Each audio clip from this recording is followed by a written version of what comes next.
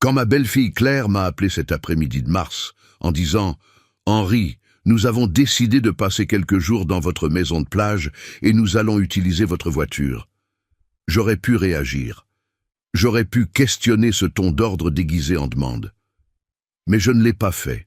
J'ai simplement accepté, avec cette éducation que j'ai apprise dans mon enfance à Cognac, quand mon grand-père m'a enseigné qu'un homme français ne perd jamais son sang-froid, même quand il est manqué de respect.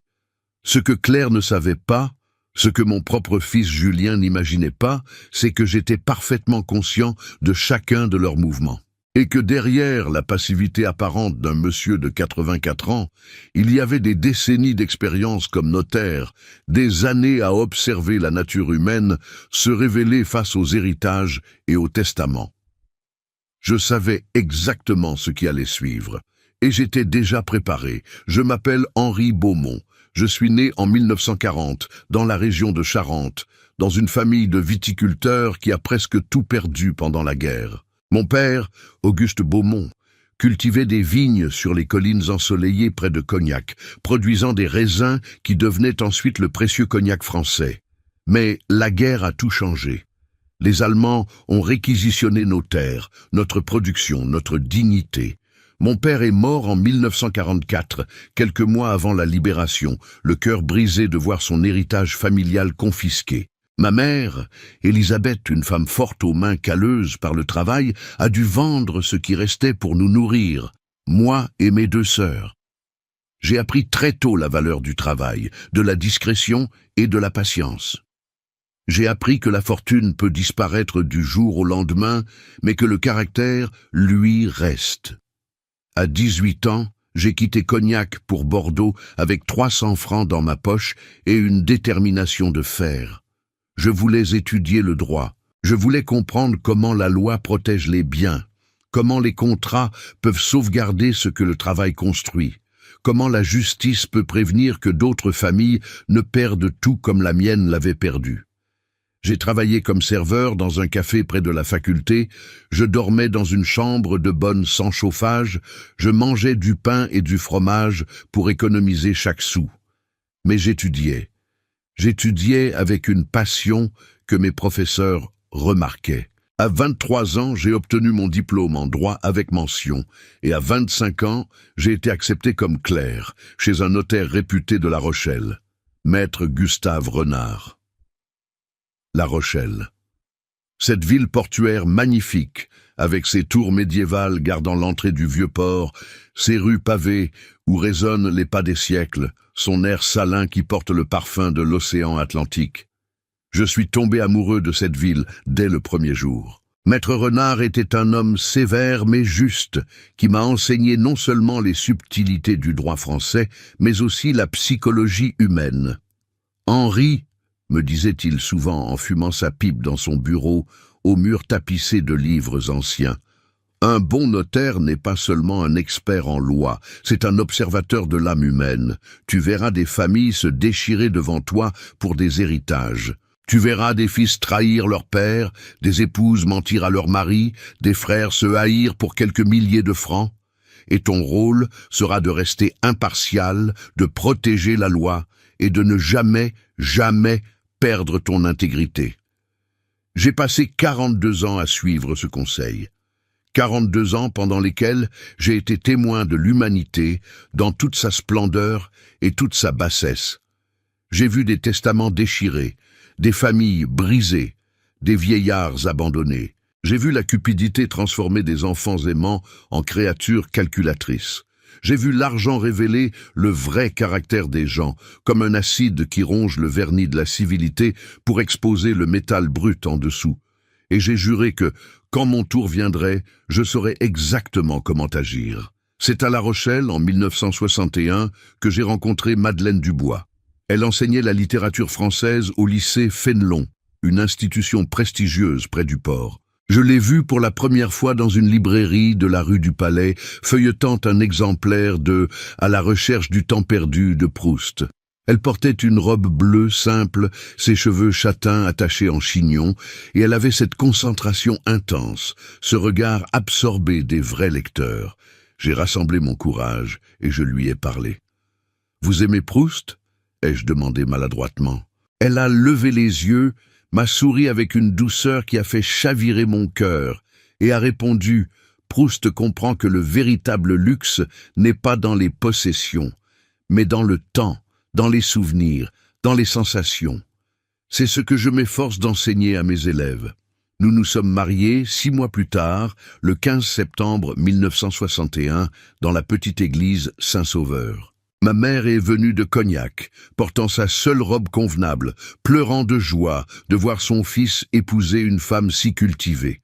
Les sœurs de Madeleine ont chanté pendant la cérémonie. C'était simple, modeste, parfait. Nous avons emménagé dans un petit appartement rue Gargoulot, avec vue sur les toits de La Rochelle et au loin, l'océan qui brillait sous le soleil. Madeleine enseignait, je travaillais à l'étude. Nous économisions chaque franc. Le soir, elle lisait Balzac, Flaubert, Zola à voix haute pendant que je préparais mes dossiers. Nous parlions de tout, de philosophie, de justice, de la condition humaine, du sens de la vie.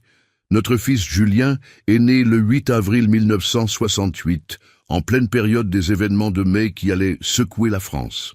Madeleine a accouché à l'hôpital de La Rochelle pendant que Paris brûlait de révolte étudiante. Je me souviens avoir tenu ce petit être dans mes bras, ce bébé qui criait avec une force surprenante, et avoir pensé « Je vais te protéger, je vais t'apprendre ce qui compte vraiment, je vais faire de toi un homme de caractère. » Madeleine et moi avons élevé Julien avec amour, mais aussi avec discipline. Nous lui avons enseigné l'honnêteté, le respect, la valeur du travail. Nous l'avons emmené visiter les vignobles de Cognac pour qu'il comprenne d'où venait sa famille.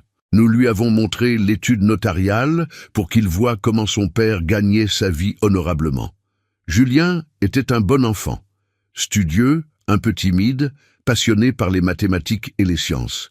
Il a fait ses études secondaires au lycée Jean Dautet, puis il est parti pour Paris étudier l'ingénierie civile à l'école des ponts et chaussées.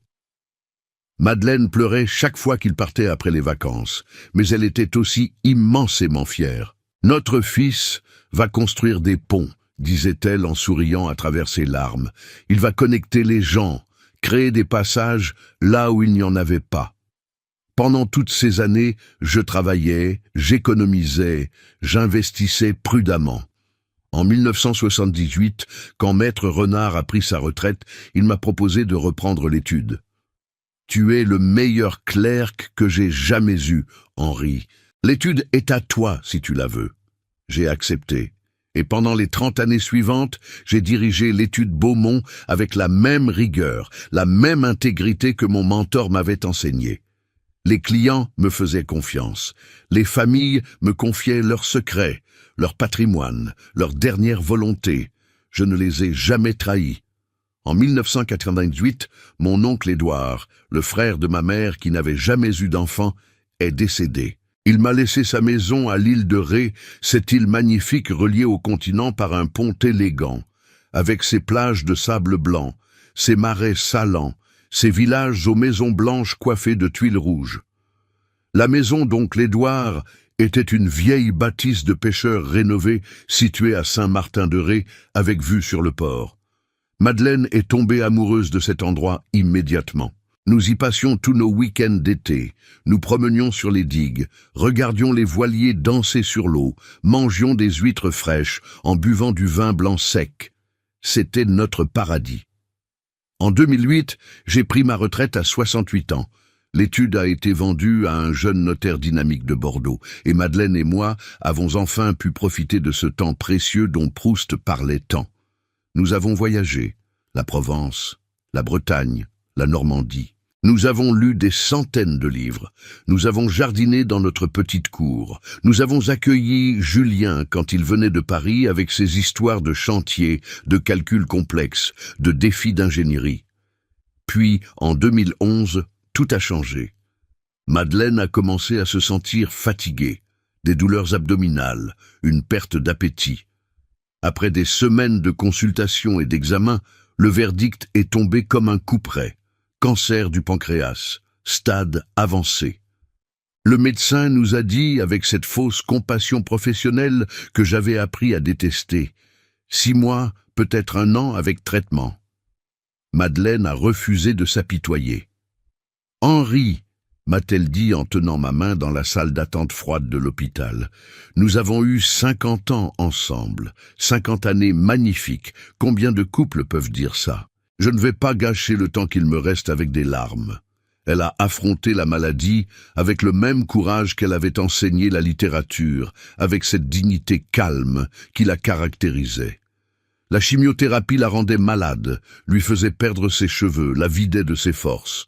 Mais elle continuait à lire, à discuter, à sourire quand je lui apportais des fleurs du jardin. Julien venait de Paris régulièrement. Je voyais la douleur dans ses yeux chaque fois qu'il regardait sa mère diminuer. Mais il y avait aussi quelque chose d'autre, quelque chose que je n'arrivais pas tout à fait à identifier. Une distance, une préoccupation qui semblait ailleurs. C'est pendant une de ses visites, en 2012, qu'il nous a présenté Claire.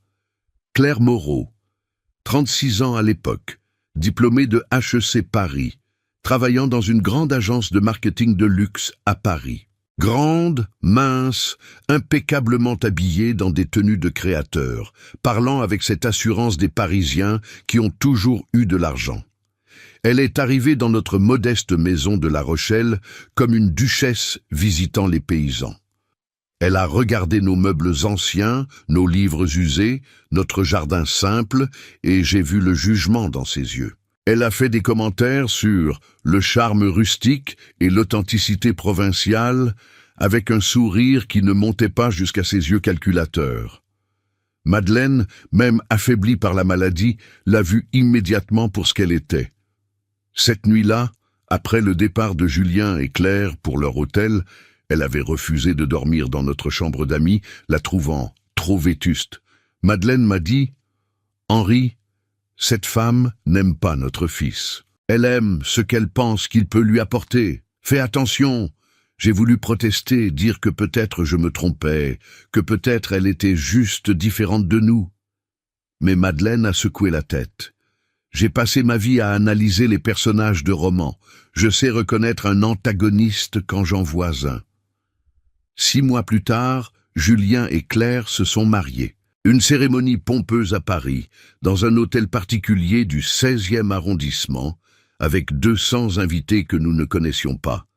Les parents de Claire, des banquiers fortunés de Neuilly-sur-Seine, nous ont traités avec une politesse condescendante.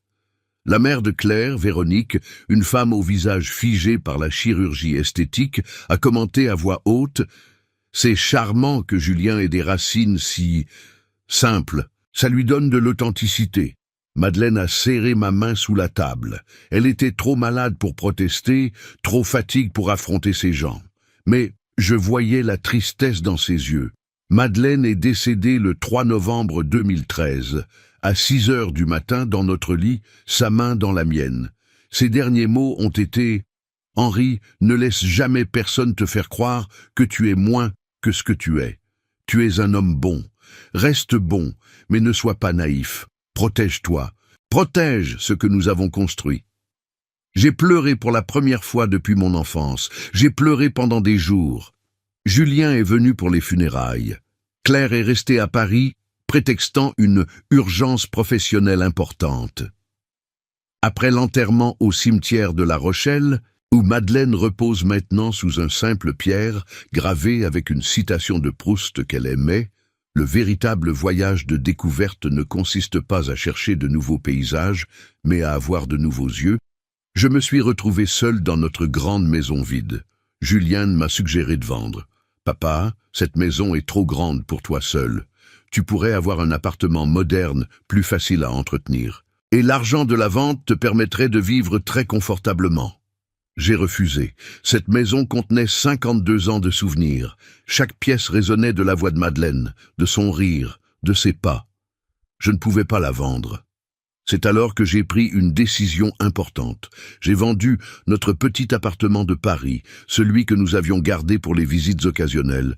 J'ai investi l'argent prudemment. J'ai consolidé mes finances, organisé mes comptes, fait évaluer mes propriétés. Pas par cupidité, mais par prudence. Les derniers mots de Madeleine résonnaient dans ma tête. « Protège-toi, ne sois pas naïf. » Les années ont passé. 2014, 2015, 2016. Julien venait moins souvent. Il appelait occasionnellement, conversation courte et superficielle. « Comment vas-tu, papa ?»« Bien, Julien. Et toi ?»« Occupé avec le travail. Claire te dit bonjour. » Mais Claire ne disait jamais bonjour elle-même. Quand il venait 1 ou 2 fois par an, Claire se plaignait constamment. La maison était poussiéreuse, le jardin mal entretenu, le quartier trop bruyant, la nourriture trop simple. Je remarquais comment elle regardait les meubles, calculant mentalement leur valeur. Comment elle commentait sur la maison de l'île de Ré. Cette propriété doit valoir une fortune maintenant. Île de Ré est devenue si à la mode. Les Parisiens paient des prix fous pour y avoir une maison. En 2017, lors d'une visite de Pâques, Claire a commencé à poser des questions plus directes. « Henri, tu as déjà pensé à ce qui arrivera à tout ça quand tu ne seras plus là? Je veux dire, il faut être pratique. Tu as un testament à jour, tout est organisé. Parce que si quelque chose t'arrive soudainement, ça pourrait être compliqué pour Julien. » J'ai répondu vaguement que oui, j'avais un testament, que tout était en ordre. Elle a insisté. « Tu devrais peut-être nous en parler, histoire qu'on soit préparé. C'est important ces choses-là. » Je lui ai dit poliment que c'était mon affaire privée pour le moment. Je voyais Julien devenir de plus en plus mal à l'aise avec ces questions. Il changeait de sujet, proposait d'aller se promener, mais il ne s'opposait jamais directement à Claire. Il la laissait parler, insinuer, suggérer. C'était comme regarder mon fils disparaître lentement, remplacé par une version diminuée de lui-même, contrôlé par cette femme qui ne voyait en moi qu'un obstacle entre elle et l'argent qu'elle convoitait. Ma routine à La Rochelle était devenue simple et prévisible. Je me réveillais à 7 heures. Je prenais mon café et mes croissants à la boulangerie Dutheil, rue du Minage, où Madame Dutheil me gardait toujours les meilleurs, encore chauds du four. Je lisais Le Monde sur le banc du port, regardant les bateaux de pêche partir et revenir. Je jardinais l'après-midi, cultivant les mêmes tomates et herbes aromatiques que Madeleine adorait. Je jouais aux échecs 3 fois par semaine avec Pierre Chevalier, mon voisin de 78 ans, un ancien professeur de mathématiques à la retraite qui était devenu mon meilleur ami après la mort de Madeleine. Pierre connaissait ma situation. Je lui avais parlé de Julien, de Claire, de mes inquiétudes. « Henri, m'avait-il dit un jour pendant une partie d'échecs dans son salon encombré de livres et de trophées d'échecs, « Tu sais ce que j'ai appris en jouant aux échecs toute ma vie ? Que les meilleurs coups sont ceux que l'adversaire ne voit pas venir. Si tu penses que Claire et Julien complotent contre toi, ne réagis pas émotionnellement. Observe, documente, prépare-toi. Et quand le moment sera venu, agis avec la précision d'un mat en 3 coups. » C'était un bon conseil. J'ai décidé de le suivre. J'avais aussi un autre ami proche, Jean-Pierre Moreau, mon autre voisin, un ancien mécanicien de 76 ans qui vivait seul depuis la mort de sa femme 5 ans plus tôt. Jean-Pierre adorait les voitures anciennes. Quand il a vu ma Peugeot 504 dans le garage, il est devenu comme un enfant. « Henri, cette voiture est une merveille. Tu l'entretiens toi-même ?» Je lui ai expliqué que oui, que c'était la voiture que Madeleine et moi avions achetée en 1982, que nous l'avions gardée en état impeccable, que chaque pièce avait été soigneusement restaurée. Jean-Pierre m'a aidé à la maintenir. Nous passions des après-midi dans le garage, lui m'apprenant des trucs de mécanicien, moi partageant des histoires de nos voyages dans cette voiture. Jean-Pierre m'a aussi aidé d'une autre manière. Quand ma santé a commencé à décliner légèrement en 2018, rien de grave, juste l'arthrite, quelques problèmes de tension, il m'a conduit à mes rendez-vous médicaux. Il refusait toujours que je le paie. « Henri, on est voisins, on s'entraide. C'est comme ça qu'on faisait avant, quand les gens n'étaient pas obsédés par l'argent. » Ces mots ont résonné profondément en moi. Voilà ce qu'était la vraie famille, des gens qui s'aident sans calculer, sans attendre de retour. C'est dans ce contexte que l'appel de Claire est arrivé, cet après-midi de mars 2024. J'étais dans mon jardin, arrosant les tomates que je venais de planter. Le printemps à La Rochelle est magnifique, l'air est doux, les mouettes crient au-dessus du port. La lumière a cette qualité dorée particulière. Le téléphone a sonné. J'ai vu le nom Claire sur l'écran. Pas Julien et Claire, juste Claire. Mon fils ne m'appelait même plus directement. « Ouah, Henri, tu dois bien convosser ?» Elle utilisait toujours cette familiarité forcée, m'appelant par mon prénom sans le « vous » respectueux qu'une belle fille devrait utiliser en français avec son beau-père âgé. Mais je ne corrigeais jamais, j'observais. « Je vais bien, Claire. Et vous deux ?»« Ah, nous allons très bien. Écoute, Henri, Julien et moi pensions. Ça fait si longtemps qu'on n'a pas profité de la maison de plage. Tu sais, avec nos emplois du temps chargés à Paris, on a vraiment besoin de se ressourcer. Et toi non plus, tu n'y vas plus depuis, 6 mois. Ça serait dommage que cette magnifique propriété reste vide. Alors nous avons décidé de passer quelques jours à l'île de Ré, la semaine prochaine. On arrivera jeudi et on restera jusqu'à dimanche. Peut-être lundi si le temps est beau. Notez la formulation. Nous avons décidé. Pas pourrions-nous, pas serait-ce possible. Une décision déjà prise. Un fait accompli qu'elle m'annonçait avec cette assurance de quelqu'un qui considère que ma propriété était déjà la sienne. « Je comprends », ai-je répondu calmement, continuant d'arroser mes tomates. « C'est une bonne saison pour l'île de Ré. Comment comptez-vous vous y rendre ?» Il y a eu une pause, puis ce rire condescendant que je connaissais bien. « Ah, Henri, ne sois pas dramatique. Nous allons prendre ta voiture, évidemment. Cette vieille Peugeot qui dort dans ton garage. Il faut bien qu'elle serve à quelque chose, non?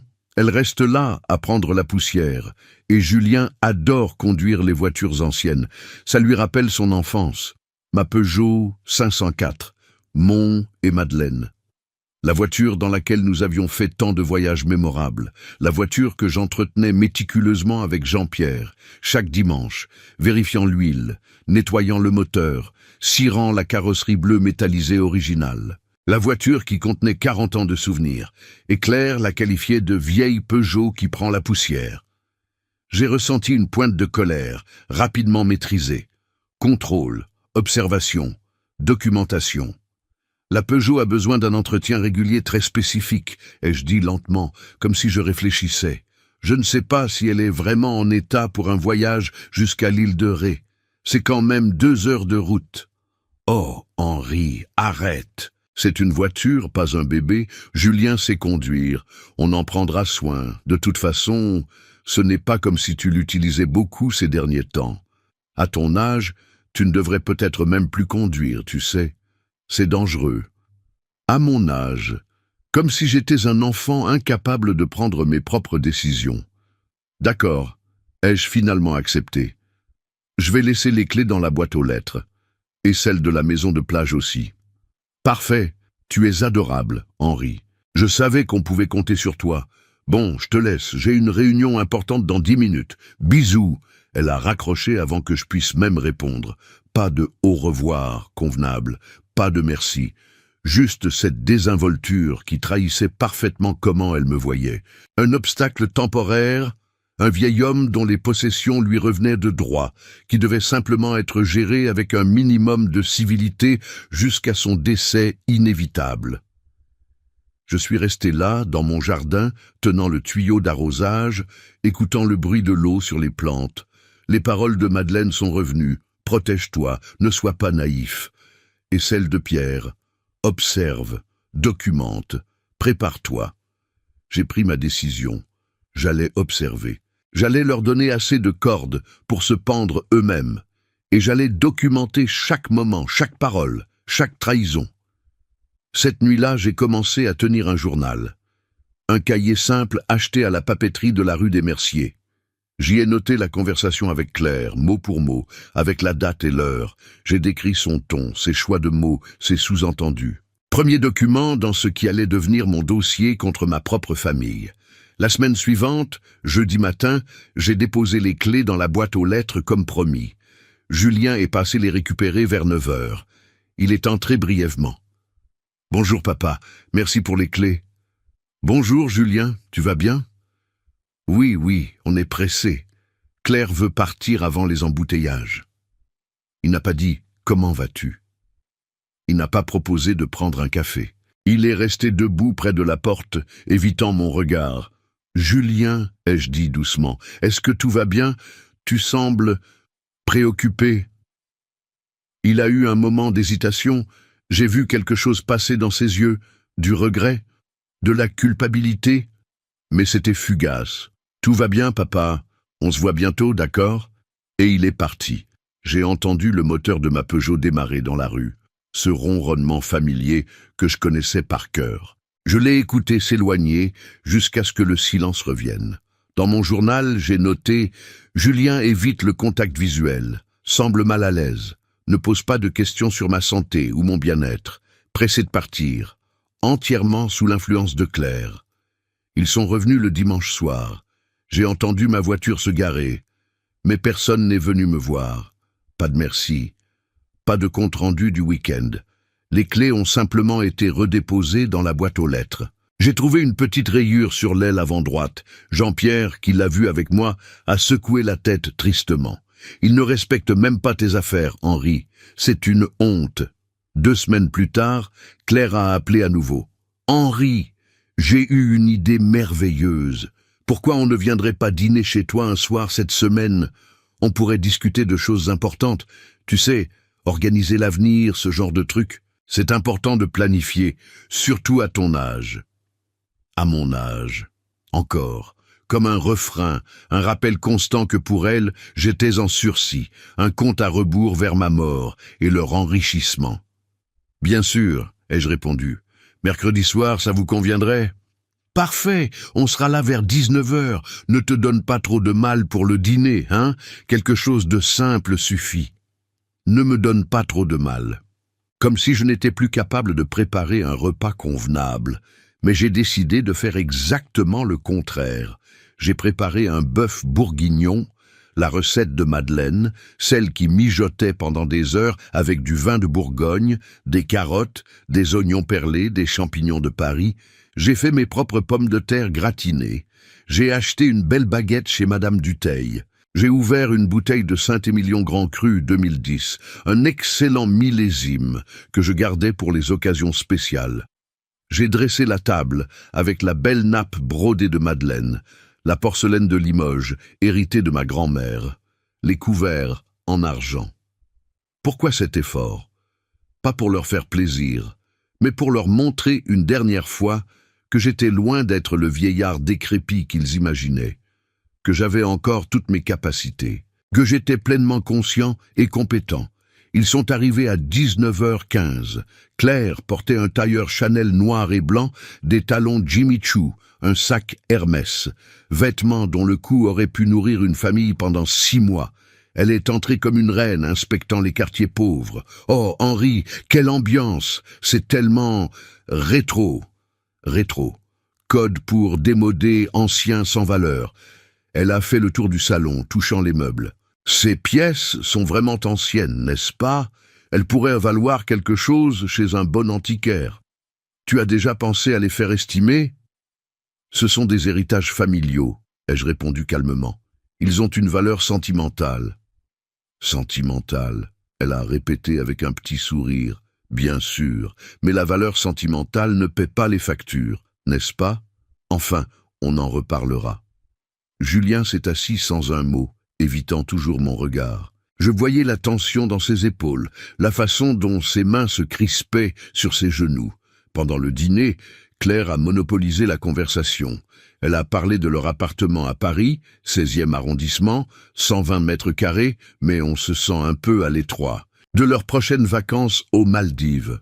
On a besoin de soleil, tu comprends. Paris est tellement gris. Des rénovations qu'ils voulaient faire. On pense refaire entièrement la cuisine, avec des équipements professionnels, au moins 100 000 € d'investissement. À aucun moment, elle ne m'a posé une question sur moi. Comment j'allais? Si j'avais besoin de quelque chose, si la solitude me pesait. Rien. Julien mangeait en silence, complimentant de temps en temps le plat, mais sans vraiment participer à la conversation. C'était comme s'il n'était qu'un accessoire, un figurant dans la pièce que Claire dirigeait. Quand nous avons terminé le plat principal, je me suis levé pour débarrasser. « Non, non, Henri, reste assis, je vais chercher le dessert », a dit Claire avec une fausse sollicitude. « C'est gentil, mais je préfère le faire. Je connais ma cuisine. » Je me suis levé lentement, exagérant légèrement la raideur de mes mouvements arthritiques. Je voulais qu'ils me voient comme un vieil homme affaibli. Je voulais qu'ils baissent leur garde. Je suis allé à la cuisine. Et là, j'ai fait quelque chose de délibéré. J'ai laissé la porte légèrement entr'ouverte. Pas assez pour qu'ils pensent que je pouvais entendre, mais assez pour que je puisse. J'ai pris mon temps pour préparer le café dans ma cafetière italienne, faisant du bruit avec les tasses, créant l'illusion que j'étais absorbé dans ma tâche. Et j'ai tendu l'oreille. Au début, rien que des bruits de vaisselle, des murmures indistincts. Puis la voix de Claire est devenue plus audible. Tu as vu comment il tremble. Quand il a pris la bouteille de vin, sa main tremblait. C'est l'arthrite, Claire. C'est normal à son âge, a répondu Julien, mal à l'aise. Normal, oui, mais ça montre qu'il vieillit, Julien. Il vieillit vite. Tu l'as vu marcher? Il va de plus en plus lentement. Il lui faut 5 minutes juste pour aller de la salle à manger à la cuisine. Je ne vois pas où tu veux en venir. Où je veux en venir. Claire a baissé un peu plus la voix, mais pas assez. Julien, ton père a 84 ans. Statistiquement, il n'a plus beaucoup d'années devant lui. 5 ans, peut-être 10 au maximum. Et pendant ce temps-là, toute cette propriété, cette maison qui doit valoir facilement 400 000 €, la maison de plage qui en vaut le double, sa retraite confortable, ses économies, tout ça reste bloqué. Nous, on a besoin de cet argent maintenant. Pour nos projets, notre vie, notre futur. Mon cœur s'est serré. Pas de surprise, mais de confirmation. La voix de Madeleine dans ma tête, je te l'avais dit. Claire, on ne peut pas parler comme ça, c'est mon père. Justement, c'est ton père. Tu es son fils unique. Cet argent, ces propriétés, c'est ta part légitime, ton héritage. Mais il faut que les choses soient organisées correctement. Testament, procuration, tout doit être clair sur le papier. Parce que s'il lui arrive quelque chose demain et que rien n'est en ordre, ça va être l'enfer administratif. Ça peut prendre des années avant qu'on puisse toucher à quoi que ce soit. Tu parles comme si tu voulais qu'il meure. Ne sois pas stupide, Julien. Je ne souhaite de mal à personne. Je suis pragmatique, c'est tout. Ton père est vieux, c'est un fait. Il va mourir, c'est un fait. La question n'est pas si, mais quand. Et quand ça arrivera, je veux m'assurer que nous, sa famille, nous récupérerons ce qui nous revient de droit sans complication. C'est de la planification, pas de la cruauté. Le silence a suivi, un silence long pendant lequel j'imaginais Julien luttant avec sa conscience, avec les restes de moralité que Madeleine et moi avions essayé de lui inculquer. Finalement, il a murmuré « D'accord, qu'est-ce que tu proposes ?» Et là, mon cœur s'est vraiment brisé. Pas qu'elle l'ait dit, mais qu'il ait accepté. On commence doucement, a continué Claire, sa voix prenant un ton de conspiratrice. On lui fait comprendre qu'il a besoin de nous. On se rend indispensable. On lui suggère qu'il devrait peut-être te donner une procuration juste au cas où. On parle du testament. On s'assure qu'il est à jour, qu'on sait exactement ce qui est dedans. On le convainc progressivement qu'il serait mieux dans une résidence pour personnes âgées où il serait mieux pris en charge. Et une fois qu'il est là-bas, cette maison peut être vendue, l'argent investi, utilisé pour financer notre vie. Et s'il refuse, il ne refusera pas. Regarde-le, il est seul, fragile, probablement un peu sénile, même s'il le cache bien. Les vieux sont faciles à manipuler, Julien. Tu dois juste être patient, affectueux en apparence et ferme dans tes objectifs.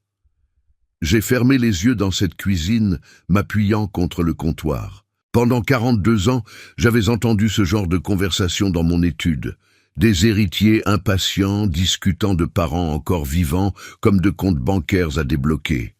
Mais je ne pensais jamais que je l'entendrais de la bouche de ma propre belle-fille, et que mon fils acquiescerait avec si peu de résistance. J'ai respiré profondément, très profondément. J'ai compté jusqu'à 10. Une technique que Madeleine m'avait apprise quand je rentrais frustré du travail. Je me suis redressé, j'ai arrangé les tasses de café sur un plateau. J'ai pris le gâteau au citron que j'avais acheté à la pâtisserie et je suis retourné dans la salle à manger en souriant.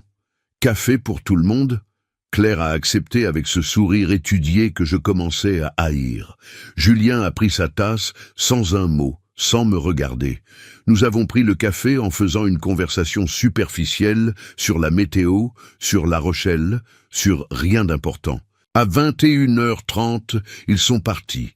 Claire m'a embrassé sur les joues avec cette affection théâtrale qui me donnait envie de me laver le visage. « Merci pour ce merveilleux dîner, Henri. On devrait faire ça plus souvent. Et on reparle bientôt de ces choses importantes. D'accord? C'est vraiment nécessaire de tout organiser. » Julien m'a serré la main. Une poignée de main. Pas une accolade. Comme on salue un étranger. « Au revoir, papa. Au revoir, mon fils. » Je les ai regardés partir de la fenêtre. Leur BMW noir s'est éloigné dans la nuit. Et je me suis assis dans le fauteuil de Madeleine, celui où elle lisait Proust les soirs d'hiver, et j'ai pleuré. Mais ce n'étaient pas des larmes de désespoir, c'étaient des larmes de résolution. « Tu avais raison, mon amour », ai-je dit au portrait de Madeleine sur l'étagère. « Tu as toujours eu raison, mais ne t'inquiète pas. Je vais me protéger. Je vais protéger ce que nous avons construit ensemble, et je vais leur apprendre une leçon qu'ils n'oublieront jamais. » Cette nuit-là, j'ai écrit dans mon journal tout ce que j'avais entendu. Chaque mot, dans leurs ordres exacts. J'ai daté, horodaté, contextualisé, document numéro 2. Et j'ai commencé à planifier ma contre-attaque. Dans les semaines qui ont suivi ce dîner révélateur, Claire a intensifié sa stratégie avec une régularité presque mécanique. Elle appelait 2 fois par semaine, toujours avec la même fausse inquiétude maternelle dans la voix. « Henri, tu manges bien, tu prends tes médicaments, tu ne devrais pas être seul comme ça, et si tu tombais, personne ne le saurait pendant des heures. » Elle venait aussi plus fréquemment, parfois seule, parfois avec Julien. Chaque visite suivait le même schéma, un cadeau inutile. Des biscuits industriels que je ne mangeais pas, des magazines que je ne lisais pas, puis des commentaires insidieux sur ma santé, ma mémoire, ma capacité à vivre seul. « Henri, tu te souviens que je t'avais dit qu'on viendrait mardi? C'est aujourd'hui jeudi. Tu as oublié ?» Mais je n'avais rien oublié. Elle n'avait jamais dit mardi. Elle mentait délibérément, essayant de créer une narration de sénilité, de perte de mémoire, de confusion mentale. C'était une tactique classique que j'avais vue des dizaines de fois dans ma carrière. Faire croire à une personne âgée qu'elle perd la tête pour justifier ensuite une mise sous tutelle ou une procuration forcée. Je jouais le jeu. « Ah bon? J'étais sûr que c'était jeudi. Peut-être que tu as raison. » Ma mémoire n'est plus ce qu'elle était. Dans mon journal, j'écrivais « Claire prétend avoir dit mardi. Mensonge délibéré. Tentative de manipulation de ma perception. » Je feins la confusion pour l'encourager à continuer. Pierre, mon ami joueur d'échecs, observait tout cela avec un mélange de fascination et d'horreur. « Henri, c'est comme regarder une partie où l'adversaire ne sait pas que tu vois tous ses coups d'avance. Elle se croit tellement maligne. »« Exactement, » répondais-je. « Elle construit son propre piège, pièce par pièce. Je n'ai qu'à la laisser faire. » En juin, Claire est arrivée avec une chemise de document. Nous étions assis dans mon salon. Elle avait apporté du thé, qu'elle avait préparé elle-même, insistant que je devais me reposer, et elle a ouvert la chemise avec un sourire maternel. « Henri, j'ai parlé avec un excellent avocat à Paris, un ami de la famille. Il m'a préparé des documents qui pourraient vraiment te faciliter la vie. Regarde !» Elle a étalé les papiers sur la table basse. Procuration générale au nom de Julien Beaumont, lui donnant pouvoir complet sur mes comptes bancaires, mes propriétés, mes décisions médicales. En gros, tout. C'est juste une précaution, expliquait-elle avec cette voix douce, presque hypnotique. Au cas où tu tomberais malade ou si tu avais un accident. Comme ça, Julien pourrait s'occuper de tout immédiatement, sans complications bureaucratiques. Tu n'aurais pas à t'inquiéter de rien. Et honnêtement, Henri, à ton âge, avec ta santé qui décline, « Ma santé décline » ai-je interrompu doucement. Elle a eu un moment d'hésitation, puis a repris. « Enfin, tu sais, l'arthrite, les petits oublis, la fatigue, c'est normal à 84 ans. Mais justement, c'est pour ça qu'il faut prévoir. L'avocat dit que c'est très simple. Tu signes ici, ici et là, et tout est réglé. » J'ai pris les documents. J'ai mis mes lunettes de lecture et j'ai commencé à les examiner lentement. Très lentement. Claire s'impatientait. Je le voyais à sa jambe qui bougeait nerveusement, à ses doigts qui tambourinaient sur l'accoudoir du canapé. Après 10 minutes de lecture silencieuse, j'ai levé les yeux. Claire, ces documents sont des procurations très larges. Elles donneraient à Julien un contrôle total sur ma vie financière. Oui, mais c'est normal, c'est pour te protéger. Je comprends. Mais tu vois, j'ai passé 42 ans comme notaire, j'ai rédigé des milliers de procurations. Et je sais qu'une procuration aussi large devrait être accompagnée de clauses de protection, de limitation, de révocabilité claire. Ces documents, ils ne les ont pas. Son visage s'est durci imperceptiblement. L'avocat est un expert, Henri. Il sait ce qu'il fait. J'en suis sûr, mais permets-moi de les relire attentivement. C'est important, ces choses-là. Je te donnerai ma réponse la semaine prochaine. La semaine prochaine? Henri, ce n'est vraiment pas compliqué. La semaine prochaine, ai-je répété fermement. J'ai besoin de temps pour réfléchir.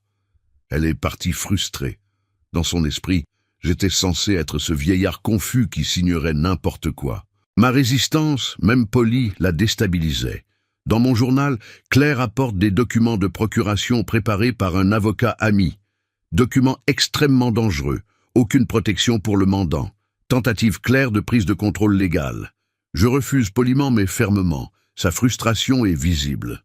Je n'ai jamais signé ces documents. Chaque semaine, quand elle appelait pour en reparler, je trouvais une excuse. Je devais consulter mon propre avocat. Je n'étais pas sûr. J'avais besoin de plus de temps. Elle devenait de plus en plus agressive dans son insistance. En août, la suggestion de la vente de la maison de l'île de Ré est revenue sur la table. Nous étions au téléphone. Claire utilisait son ton le plus raisonnable. « Henri, sérieusement, tu n'utilises plus cette maison. La dernière fois que tu y es allé, c'était quand? Il y a 1 an, 2 ans? 6 mois, ai-je corrigé.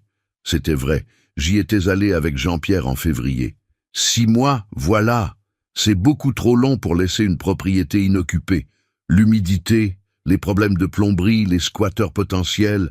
Et tu sais combien ça vaut maintenant? Avec le boom immobilier à l'île de Ré, facilement 850 000 €, peut-être plus. Tu pourrais vendre, investir l'argent dans des placements sûrs qui te rapporteraient des intérêts, augmenter ta retraite mensuelle, ou mieux encore, transférer la propriété à Julien maintenant, ce qui éviterait les droits de succession énormes plus tard. La maison a des souvenirs, ai-je dit simplement. Madeleine adorait cet endroit. Il y a eu un silence. Puis, avec une pointe d'impatience qu'elle ne cachait plus aussi bien, « Henri, Madeleine est morte, depuis 11 ans. Les souvenirs, c'est bien joli, mais les souvenirs ne paient pas les factures. Ils ne te gardent pas au chaud la nuit. Cette maison est un investissement qui dort. C'est du gaspillage financier. »« Mes factures sont payées, » ai-je répondu calmement.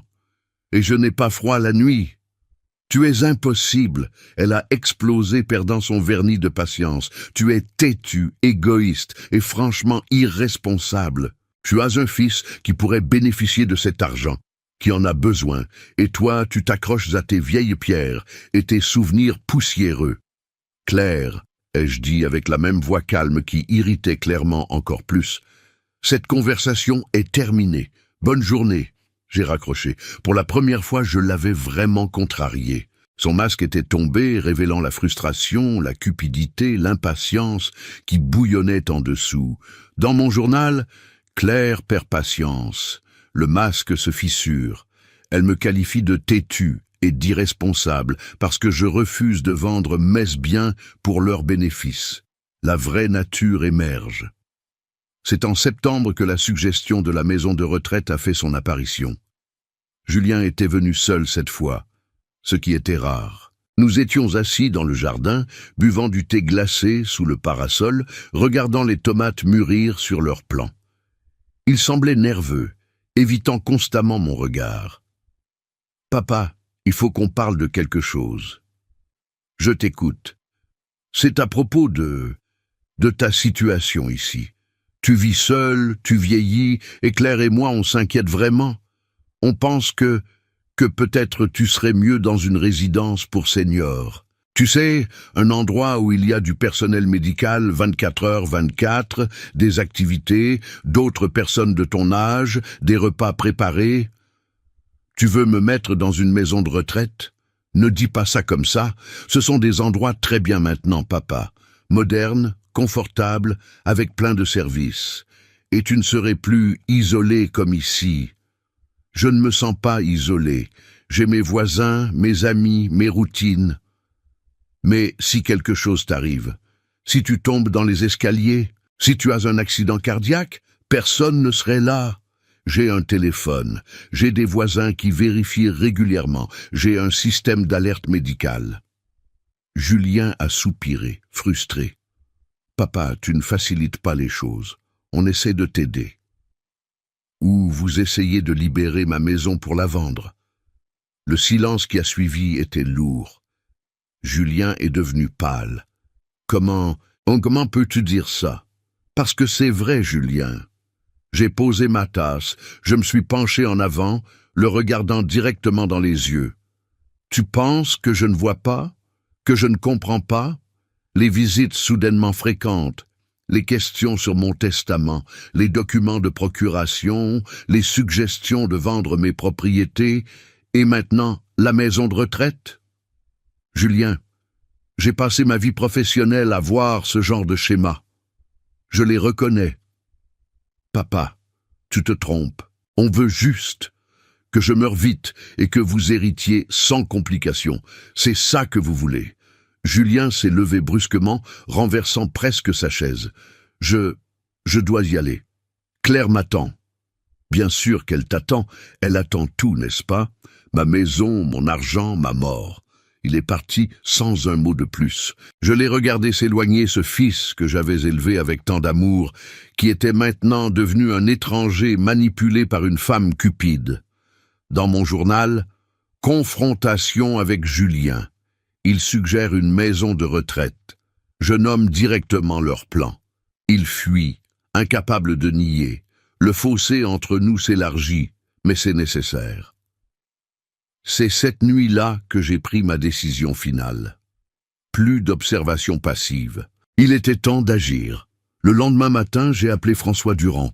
François et moi, nous étions connus à la faculté de droit de Bordeaux en 1960. Nous avions étudié ensemble, passé nos examens ensemble, commencé nos carrières dans des études différentes, mais restant toujours en contact. François était devenu notaire à Bordeaux, spécialisé en droit successoral et en planification patrimoniale. Il avait pris sa retraite 3 ans avant moi, à 65 ans, pour profiter de ses petits-enfants. Mais son esprit juridique restait aussi affûté qu'une lame. « Henri, quelle surprise! Comment vas-tu ?»« François, j'ai besoin de tes services, de ton expertise et surtout de ta discrétion absolue. » Sa voix est devenue immédiatement sérieuse. « Toujours, mon ami. De quoi s'agit-il » J'ai tout expliqué. La situation avec Claire et Julien, les conversations entendues, les manipulations, les tentatives de prise de contrôle. François m'a écouté sans m'interrompre, émettant occasionnellement un soupir reconnaissant. Il avait vu les mêmes schémas dans sa propre carrière. Quand j'ai terminé, il a dit « La vieille histoire de la cupidité familiale. Je suis désolé, Henri, vraiment désolé que ton propre fils soit impliqué. Que veux-tu faire ?»« Je veux refaire mon testament, complètement. Et je veux qu'il soit juridiquement inattaquable. Et Julien ?» J'ai fermé les yeux, sentant le poids de cette décision. Julien a fait ses choix. Il a choisi sa femme plutôt que son père. Il a choisi la cupidité plutôt que le caractère. Il a choisi de me voir comme un obstacle plutôt que comme un parent. Maintenant, je fais mon choix. Tu es sûr, Henri? C'est ton fils unique, ton seul descendant direct. Je suis absolument sûr. Et si je ne le fais pas maintenant, je ne pourrai plus le faire plus tard. Elle va continuer à pousser pour cette procuration, pour me mettre sous tutelle, pour prendre le contrôle. Je dois agir pendant que j'ai encore toute ma lucidité, toute ma capacité légale. D'accord. Alors faisons-le correctement. Je viens chez toi la semaine prochaine. On passera tout en revue. Patrimoine, compte, investissement, assurance. Et on construira un testament que même le meilleur avocat de Paris ne pourra pas casser. François est venu le mardi suivant. Pas à La Rochelle. Trop risqué que quelqu'un nous voie ensemble. Je suis allé à Bordeaux en train, prétextant à Jean-Pierre une visite médicale de routine. François m'a accueilli dans son bureau à domicile, une pièce confortable remplie de livres juridiques et de souvenirs de carrière. Nous avons travaillé pendant 6 heures. François a passé chaque élément de mon patrimoine au peigne fin. La maison familiale de La Rochelle, achetée en 1963, entièrement payée depuis 1988, évaluée actuellement à 420 000 € selon les experts immobiliers locaux. Aucune dette, aucune hypothèque, titre de propriété propre à mon nom seul. La maison de l'île de Ré, héritée en 1998, rénovée en 2002-2003 avec nos économies, évaluée à 850 000 €. Là encore, titre propre, aucune charge. La Peugeot 504, valeur marchande modeste, environ 8 000 € pour un collectionneur, mais valeur sentimentale inestimable. Mes comptes bancaires, compte courant à la Société Générale avec 23 000 € et compte d'épargne avec 47 000 €. Compte titre avec 280 000 € en actions et obligations diverses. Portefeuille conservateur construit sur 40 ans. Ma retraite, 3 200 € mensuels. Pension de notaire plus sécurité sociale, versée jusqu'à mon décès puis cessant. Assurance vie, police de 80 000 € souscrite en 1970, bénéficiaire actuellement Julien. Total patrimonial net, 1 643 000 € environ. Confortable, a commenté François. Très confortable pour un notaire de province. Tu as bien géré, Henri. Madeleine et moi avons toujours vécu en dessous de nos moyens. On économisait, on investissait prudemment. On ne voulait jamais dépendre de qui que ce soit. Et maintenant ton fils pense que tout ça lui revient de droit. Exactement. François a sorti un bloc-notes juridique. Alors, Nouveau Testament, qu'est-ce que tu veux faire exactement? J'ai respiré profondément. Ce que j'allais dire allait changer tout. Pour la maison de La Rochelle, je veux qu'elle soit vendue après mon décès. Le produit de la vente sera divisé en 3 parts égales. Un tiers à l'Abrigo Saint-Joseph pour personnes âgées, ici, à La Rochelle, une institution que je connais et qui fait un excellent travail.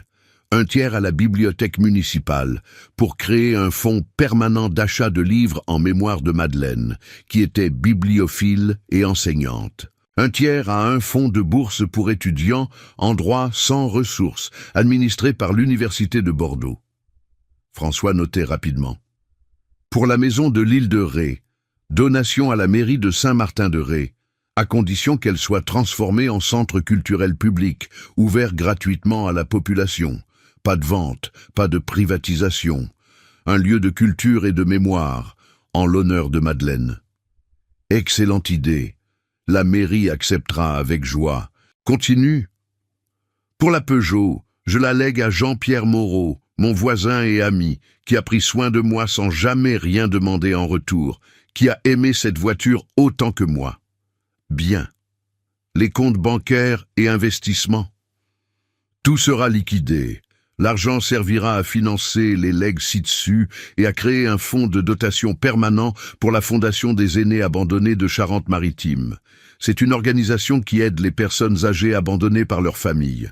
Ça me semble approprié. François a levé les yeux, un sourire triste sur le visage. C'est parfait, Henri. Symbolique et juste. Ma retraite, étant une pension qui cesse à mon décès, je ne peux pas la léguer. Mais je veux établir que pendant mes derniers mois, si je suis hospitalisé ou invalide, les versements mensuels seront automatiquement donnés à cette même fondation. On peut arranger ça. L'assurance vie. Je change le bénéficiaire. Plus Julien, la fondation des aînés également. Et pour Julien lui-même, qu'est-ce que tu lui laisses? C'était la question que je redoutais et anticipais à la fois. Je lui laisse des lettres que je vais écrire. Une pour chaque année de sa vie depuis sa naissance jusqu'à maintenant. 56 lettres. Dans chacune, je raconterai un souvenir, une leçon, un moment où j'ai essayé de lui enseigner quelque chose sur le caractère, l'intégrité, l'amour. Je lui laisserai aussi les albums photos de famille, les lettres que sa mère et moi avons échangées pendant nos fiançailles, les alliances de mariage de mes parents et de mes grands-parents. Je lui laisse l'histoire, je lui laisse la mémoire, je lui laisse la possibilité de comprendre ce qu'il a perdu. François a hoché lentement la tête. C'est puissant, Henri, vraiment puissant. Il ne mérite pas d'argent. Mais il mérite peut-être une chance de rédemption. Peut-être qu'en lisant ces lettres, en réalisant ce qu'il a fait, il apprendra enfin. Et Claire, ta belle-fille. Mon visage est devenu dur. Pour Claire, je veux une clause explicite. À ma belle-fille, Claire Beaumont, je ne laisse aucun bien matériel. Je laisse cependant cette déclaration. Elle a confondu mon éducation avec de la faiblesse. Elle a confondu mon âge avec de la naïveté. Elle a confondu ma patience avec de l'ignorance. Ce testament est la correction de cette confusion. François a sifflé doucement. Henri, c'est très direct, très dur. C'est vrai, et c'est nécessaire. Je veux qu'elle sache. Je veux qu'elle comprenne que je savais, que j'ai toujours su, qu'elle ne m'a jamais trompé une seule seconde. D'accord, on le met. Maintenant parlons de l'incontestabilité, parce que tu sais qu'ils vont essayer de casser ce testament. Ils vont alléguer sénilité, influence indue, tout ce qu'ils peuvent. Je sais comment on les en empêche. François s'est penché en avant, entrant dans son élément professionnel. Plusieurs couches de protection. 1. Évaluation psychiatrique complète par non pas 1, mais 3 psychiatres indépendants attestant de ta pleine capacité mentale. 2. Enregistrement vidéo de la signature du testament, où tu expliques clairement chaque décision, montrant que tu comprends parfaitement ce que tu fais. 3. Témoins multiples et irréprochables présents lors de la signature. 4. Un délai.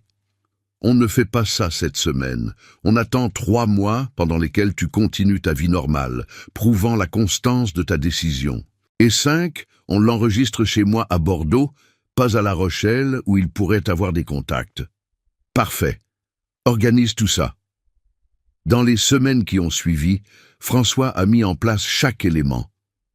J'ai passé des évaluations psychiatriques exhaustives avec le docteur Philippe Renaud, le docteur Marie-Claire Dubois et le docteur Jean Fontaine, 3 psychiatres réputés de Bordeaux.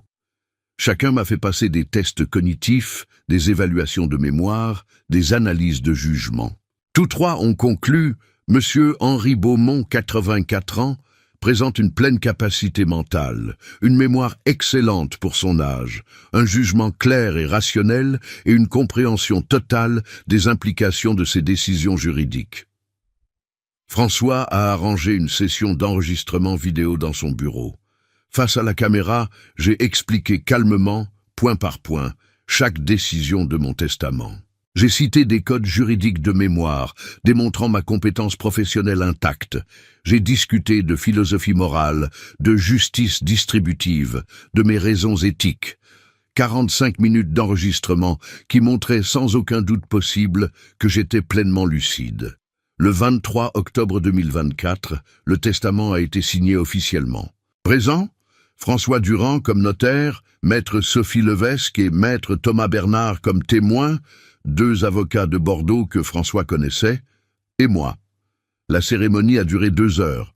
Chaque page a été initialisée, chaque clause expliquée, tout enregistré en vidéo et audio. Quand c'était terminé, François m'a serré dans ses bras. « C'est fait, mon ami, c'est absolument inattaquable. Tu as fait ce qui était juste. J'ai fait ce qui était nécessaire. Merci, François. » En quittant son bureau, marchant dans les rues de Bordeaux vers la gare, je me suis senti étrangement léger. Pas heureux. Comment pourrais-je être heureux de déshériter mon propre fils? Mais soulagé. Soulagé d'avoir repris le contrôle. Soulagé d'avoir protégé ce que Madeleine et moi avions construit. Soulagé de savoir que notre argent, gagné honnêtement, irait aider des gens qui en avaient vraiment besoin, pas financer les vacances aux Maldives de Claire. De retour à La Rochelle, j'ai continué ma vie comme avant. Mais maintenant, j'avais un secret. Un secret qui donnait une nouvelle dimension à chaque interaction avec Claire et Julien. Dans les mois suivants, Claire a continué ses manœuvres. Les visites, les suggestions, les insinuations sur ma santé déclinante. En novembre, elle a ramené les documents de procuration. « Henri, tu ne les as toujours pas signés. Ça fait des mois, c'est vraiment important. » « Je sais, Claire. Je vais m'en occuper bientôt. » « Bientôt quand? Tu dis ça depuis juin. » « Quand je serai prêt. » « Mais Henri, sois raisonnable. À ton âge, chaque jour compte. Si quelque chose t'arrive demain et que rien n'est organisé, si quelque chose m'arrive demain, tout est déjà organisé, Claire. Ne t'inquiète pas. » Elle ne savait pas à quel point c'était vrai. En décembre, j'ai commencé à écrire les lettres pour Julien. Pas 56 finalement. 23 semblait un nombre plus gérable. Chaque lettre prenait des heures, parfois des jours. Je racontais des souvenirs, sa naissance, ses premiers pas, son premier jour d'école, la fois où il avait gagné le concours de mathématiques régional et était rentré à la maison rayonnant de fierté. Je parlais de Madeleine, de comment elle l'aimait, de ses espoirs pour lui. J'incluais des leçons de vie, doucement formulées, jamais prédicatrices. Des citations de Proust, de Camus, d'autres auteurs que Madeleine aimait. J'expliquais mes valeurs. Pourquoi l'intégrité comptait plus que l'argent? Pourquoi le caractère était le vrai héritage qu'on laisse? Chaque lettre était un adieu. Un adieu à l'enfant qu'il avait été, au fils que j'avais espéré qu'il devienne.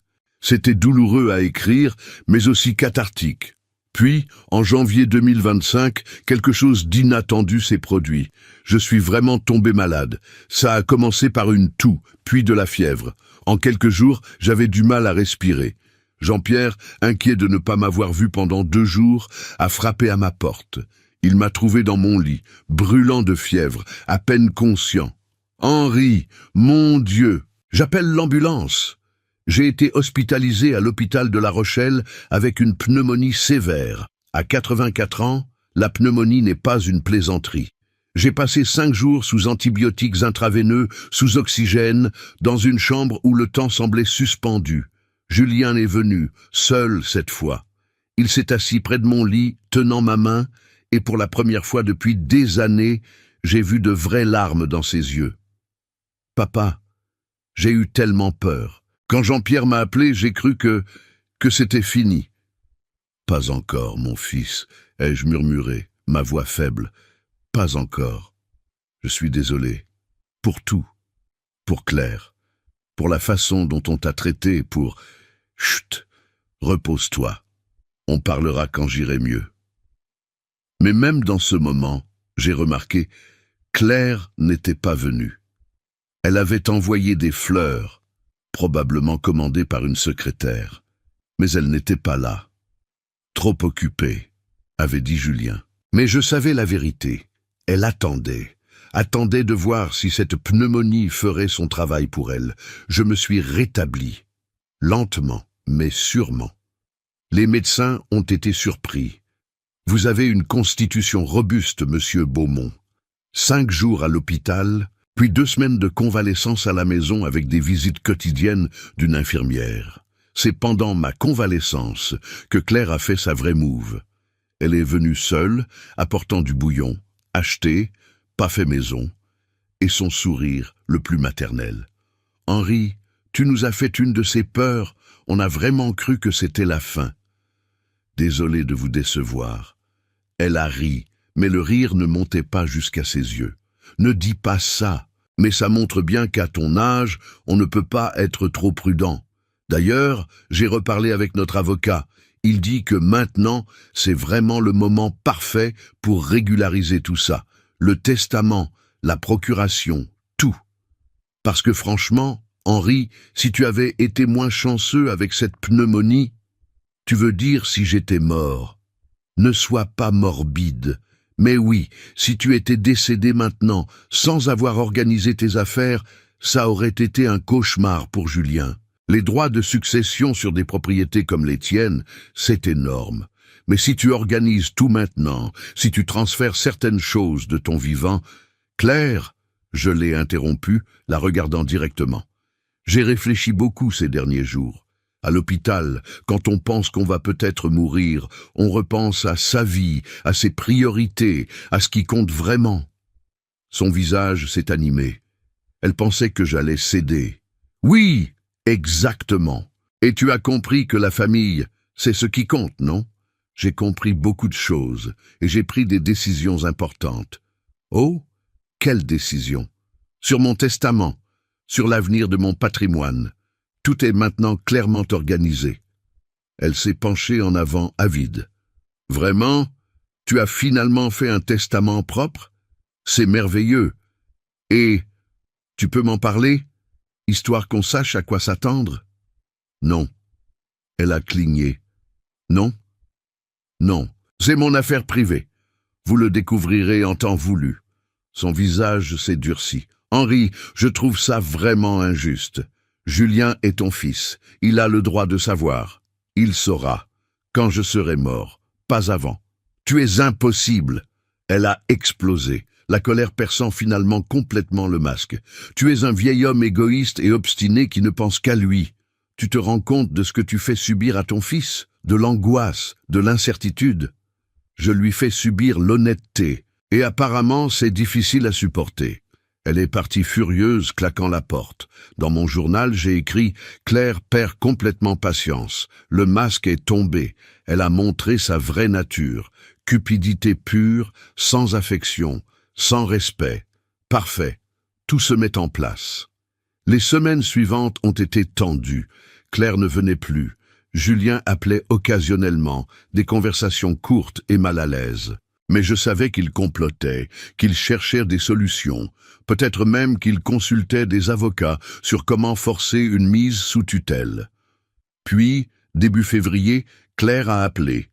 Sa voix était redevenue douce, contrôlée. Elle avait décidé de changer de tactique. « Henri, je m'excuse pour mon comportement la dernière fois. J'étais stressé, fatigué, je me suis emporté. Tu me pardonnes ? » « Bien sûr, Claire. Écoute, j'ai réfléchi. Tu as raison. C'est ton affaire privée. On ne devrait pas te presser. Mais, et si on faisait quelque chose de différent? Et si on organisait une réunion officielle chez un notaire ou un avocat où tu pourrais présenter officiellement tes dernières volontés? Comme ça, tout serait clair, légalement enregistré. Et nous, on saurait que tout est en ordre, pas pour savoir combien on hérite. Mensonge. Mais juste pour avoir la tranquillité d'esprit que tout est organisé correctement. Qu'en dis-tu? C'était ma chance. L'occasion parfaite. C'est en fait une bonne idée, Claire. D'accord, organisons ça. Je pouvais presque l'entendre sourire au téléphone. Merveilleux! Je vais appeler notre avocat à Paris. Il peut descendre à La Rochelle? Non, j'utiliserai mon propre avocat ici. Pierre Lambert, un professionnel très respecté. Petite pause. D'accord.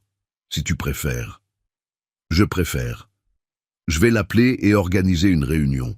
Je te rappelle avec la date. J'ai appelé Pierre Lambert immédiatement après. Pierre était un avocat de La Rochelle que je connaissais de réputation. Brillant, éthique, méticuleux. Je lui ai tout expliqué. Monsieur Beaumont, c'est une situation délicate. Vous voulez essentiellement organiser une lecture anticipée du testament? Exactement. Pour qu'ils voient ce qu'ils vont recevoir, ou plutôt, ce qu'ils ne vont pas recevoir. C'est inhabituel, mais légal. Et franchement, après ce que vous m'avez raconté, c'est justifié, d'accord, je le fais. Quand? Le plus tôt possible, cette semaine? Jeudi, 14 heures. Mon bureau, rue des Gentilshommes. Parfait. J'ai rappelé Claire. C'est arrangé. Jeudi, 14 heures. Bureau de maître Pierre Lambert. Vous pouvez venir? Bien sûr, on sera là. Oh, Henri, c'est tellement mature de ta part d'organiser ça. Julien sera soulagé. Je suis sûr qu'il le sera, ai-je pensé, mais pas de la façon qu'elle imagine. Le mercredi soir, la veille de la réunion, j'ai appelé François. Demain, c'est le jour, la révélation. Tu es prêt, Henri? Plus que prêt. Je le fais pour Madeleine, pour tous les aînés abandonnés que j'ai vus dans ma carrière, pour la justice. Alors vas-y avec ma bénédiction et appelle-moi après, je veux savoir comment ils ont réagi. Ce jeudi matin, j'ai pris mon temps pour me préparer. Douche chaude, rasage soigné. Mon meilleur costume gris anthracite, celui que je portais pour les occasions solennelles quand j'étais notaire. Cravate bordeaux, chaussures cirées. Je me suis regardé dans le miroir. Un vieil homme, certes, mais un vieil homme digne, déterminé, avec l'autorité morale de toute une vie d'intégrité. C'est le moment, Madeleine, ai-je dit à son portrait. Aujourd'hui, je protège notre héritage. Aujourd'hui, je leur montre qui était vraiment Henri Beaumont. À 13h45, Jean-Pierre m'a conduit au bureau de Pierre Lambert. Nous avons roulé en silence, lui sentant la gravité du moment. « Tu veux que je reste, Henri, pour le soutien moral ?»« Non, mon ami, c'est quelque chose que je dois faire seul. Mais merci. Pour tout !» Le bureau de maître Pierre Lambert occupait le 2e étage d'un élégant bâtiment du XVIIIe siècle, rue des Gentilshommes, dans le cœur historique de La Rochelle. La salle de réunion avait de hautes fenêtres donnant sur le vieux port, des boiseries sombres, une longue table en acajou. C'était solennel, formel, parfait pour ce qui allait se passer. Pierre m'a accueilli chaleureusement. « Monsieur Beaumont, vous êtes prêt ?»« Absolument. J'ai préparé tous les documents. Copie certifiée du testament de Bordeaux, les évaluations psychiatriques, tout. Ils ne pourront rien contester. » Excellent. À 14h précises, la porte s'est ouverte. Claire est entrée en premier, immaculée dans un tailleur Chanel beige, portant son sac Birkin, 40 000 € minimum, des escarpins Louboutin. Elle souriait, confiante, sûre que cette réunion allait confirmer sa victoire prochaine. Julien la suivait, en costume sombre, l'air nerveux. Il m'a regardé, a tenté un sourire qui ressemblait plus à une grimace. « Bonjour, papa. » « Bonjour, Julien, Claire. » Ils se sont assis de l'autre côté de la table. Pierre s'est installé en bout de table, ouvrant un dossier de cuir. « Bien, » a commencé Pierre avec la formalité caractéristique des avocats français, « nous sommes ici pour la présentation officielle des dernières volontés de monsieur Henri Beaumont. Monsieur Beaumont m'a demandé d'expliquer le contenu de son testament, actualisé et enregistré le 23 octobre 2024 chez maître François Durand, notaire à Bordeaux. » Claire a froncé légèrement les sourcils. « Bordeaux ? Pourquoi Bordeaux ? » « Pour des raisons de confidentialité et d'impartialité, ai-je répondu calmement. Pierre a continué. « Le testament est juridiquement irrévocable, soutenu par 3 évaluations psychiatriques indépendantes attestant de la pleine capacité mentale de M. Beaumont, ainsi qu'un enregistrement vidéo complet de la signature. Passons maintenant au contenu. » Julien s'est agité sur sa chaise. Claire s'est penchée en avant, attentive. Article 1er, concernant la résidence principale de M. Beaumont, située 47 rue Saint-Nicolas à La Rochelle, évaluée à 420 000 €. Cette propriété sera vendue après le décès de M. Beaumont. Le produit de la vente sera divisé en 3 parts égales destinées à l'abrigo Saint-Joseph pour personnes âgées de La Rochelle, la bibliothèque municipale de La Rochelle pour création d'un fonds permanent en mémoire de Madame Madeleine Beaumont et un fonds de bourse pour étudiants en droit administré par l'Université de Bordeaux. Le silence était total. Claire avait cessé de respirer. Article 2. Concernant la propriété de M. Beaumont à l'île de Ré, à Saint-Martin, évaluée à 850 000 €. Cette propriété sera donnée à la mairie de Saint-Martin-de-Ré avec la condition expresse et irrévocable qu'elle soit transformée en centre culturel public gratuit en mémoire de Madame Madeleine Beaumont. Le visage de Claire était devenu blanc comme un linge. Article 3. Le véhicule Peugeot 504, année 1982, sera légué à Monsieur Jean-Pierre Moreau, voisin et ami, en reconnaissance de ses années de soutien et de compagnie des intéressés. Attends. Claire a commencé, mais Pierre l'a ignoré, continuant. Article 4. Tous les comptes bancaires, investissements et liquidités de M. Beaumont, totalisant approximativement 350 000 euros, seront utilisés pour financer les legs ci-dessus et pour créer un fonds de dotation permanent pour la Fondation des aînés abandonnés de Charente-Maritime, une organisation aidant les personnes âgées en situation d'abandon familial. Quoi? Claire s'est levée d'un bond. C'est une blague? Henri, tu ne peux pas faire ça. Je peux, et je l'ai fait. Pierre a continué, imperturbable. Article 5. L'assurance vie de M. Beaumont, d'un montant de 80 000 euros, sera également versée à la Fondation des aînés abandonnés. Julien avait fermé les yeux, des larmes coulant silencieusement sur ses joues. Article 6. À son fils, Julien Beaumont, M. Henri Beaumont lègue 23 lettres personnelles manuscrites, des albums photographiques de famille, les correspondances entre M. Beaumont et son épouse Madeleine pendant leur fiançailles et les alliances de mariage de la famille Beaumont sur 4 générations. M. Beaumont lègue également à son fils l'opportunité de réflexion profonde sur les valeurs de caractère, d'intégrité et le véritable sens de la famille. Des lettres? Claire criait maintenant. Tu laisses des lettres à ton fils? Pas d'argent, pas de propriété, des putains de lettres? Claire, s'il vous plaît, du calme, a dit Pierre fermement. Article 7 et dernier. Pierre a lu lentement, me regardant pour confirmation. J'ai hoché la tête. À sa belle-fille, Madame Claire Beaumont, Monsieur Henri Beaumont ne lègue aucun bien matériel. Il lègue cependant la déclaration suivante, enregistrée officiellement. Elle a confondu mon éducation avec de la faiblesse. Elle a confondu mon âge avec de la naïveté. Elle a confondu ma patience avec de l'ignorance. Ce testament est la correction de cette confusion. Le silence qui a suivi était assourdissant. Claire tremblait de rage. Julien pleurait ouvertement maintenant. C'est absurde. Claire a explosé. Henri, tu es sénile, ce testament ne tient pas. On va le contester, on va... Pierre l'a coupé avec une voix glaciale.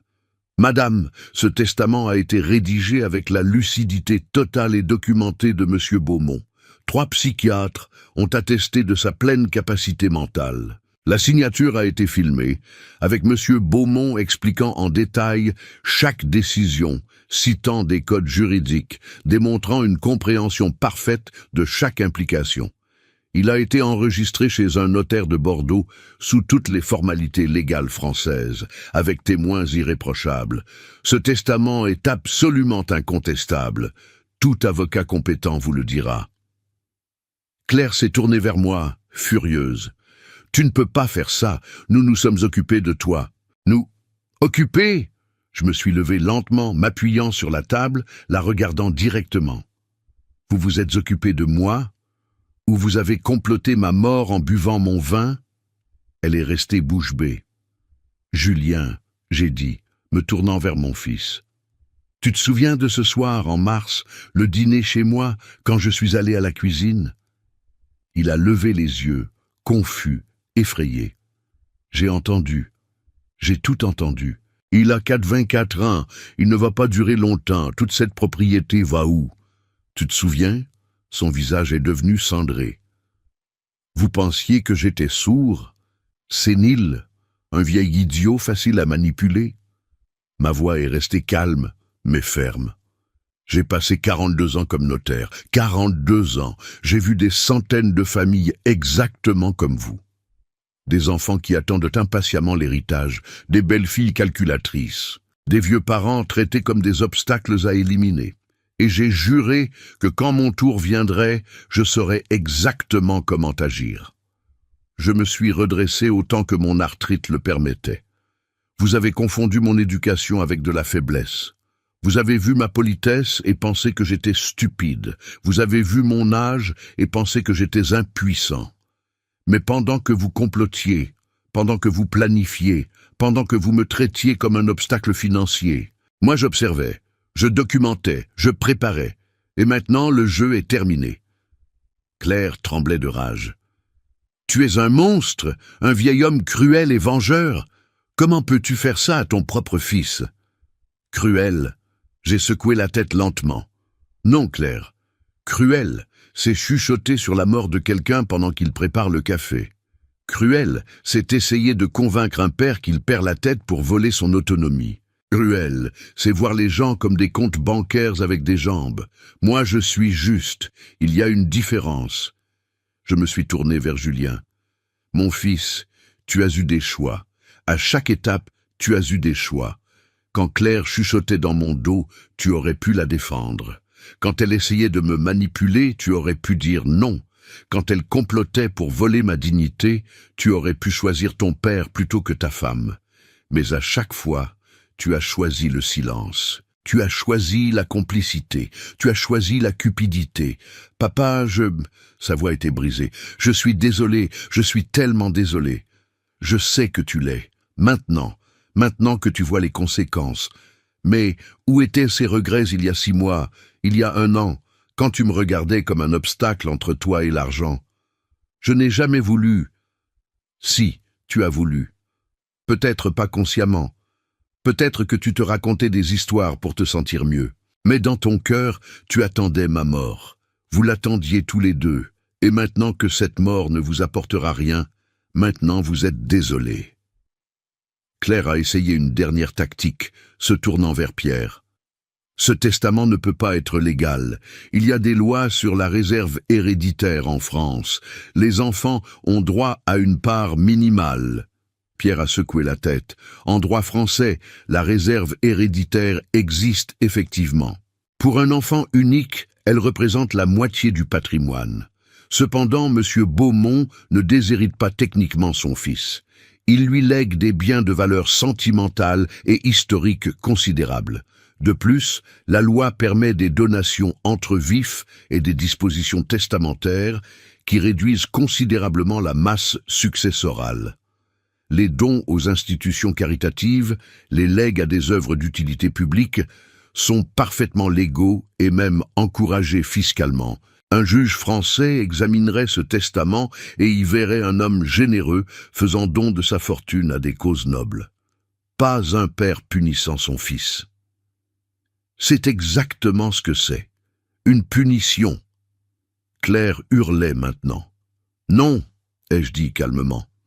C'est une leçon que votre génération a désespérément besoin d'apprendre, que les personnes âgées ne sont pas des distributeurs automatiques de billets, que la famille ne se résume pas à l'héritage, que le respect ne se négocie pas. J'ai pris ma canne, me préparant à partir. Julien, les lettres que je t'ai laissées sont dans un coffre chez Maître Durand à Bordeaux. Tu recevras les instructions pour y accéder après mon décès. Je te suggère de les lire, toutes. Peut-être qu'elles t'enseigneront ce que j'ai échoué à t'enseigner de mon vivant. Papa, attends. Julien s'est levé, tendant la main vers moi. Je me suis arrêté, me retournant une dernière fois. Julien, tu peux encore apprendre. Tu peux encore devenir l'homme que ta mère et moi espérions que tu deviendrais. Mais ça ne viendra pas de l'argent. Ça viendra de la réflexion, du travail sur toi-même, du choix conscient de placer le caractère au-dessus de la convenance. J'ai regardé Claire une dernière fois. Quant à vous, madame, vous avez révélé exactement qui vous êtes. Et maintenant, le monde entier le sait. Ce testament est un document public. N'importe qui peut le consulter. Votre cupidité, votre manipulation, votre mépris pour un vieil homme, tout est là, noir sur blanc, dans mes déclarations officielles. Son visage est devenu livide. Elle n'avait pas pensé à ça, que le testament serait public, que ses amis de Paris, sa famille, ses collègues pourraient tous lire comment elle avait traité son beau-père âgé. Je me suis dirigé vers la porte. Pierre m'a ouvert, me faisant un signe de tête respectueux. « Monsieur Beaumont, si vous avez besoin de quoi que ce soit, merci, maître Lambert.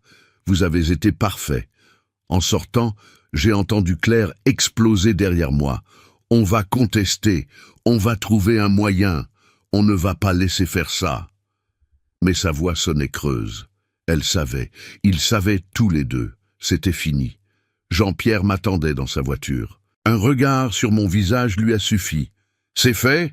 C'est fait. » Il a démarré, conduisant lentement à travers les rues historiques de La Rochelle. Nous n'avons pas parlé. Il n'y avait rien à dire.